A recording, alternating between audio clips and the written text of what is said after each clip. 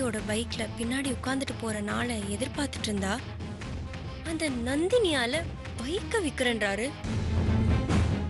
சக்தி, விட மாட்டேன். உங்க பைக்க விக்க விட மாட்டேன்.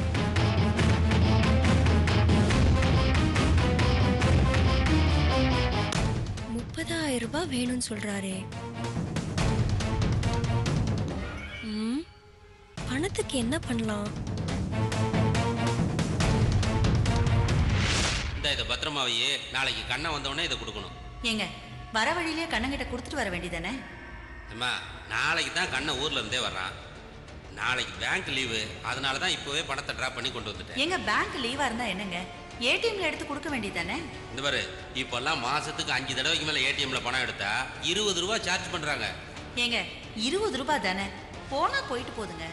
ஏமா உனக்கு 20 ரூபான்னா அவ்வளவு சாதாரணமா போச்சா?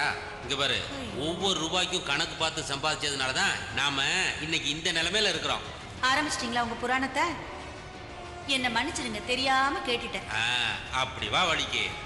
சரி கொடுங்க, பணத்தை பீரோல வச்சிடுறேன். இதை முதலே செஞ்சிருக்கலாம்ல. அப்பா கொடுத்த பணத்தை அம்மா பீரோல தான் வச்சிருக்காங்க. அப்பாவும் அம்மாவும் வீட்ல இல்ல.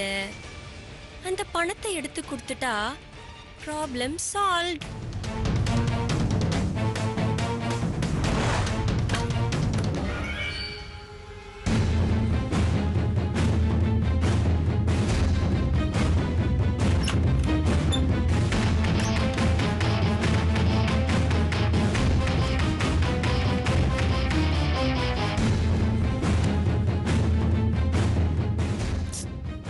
எங்க வச்சாங்கன்னு தெரியலையே.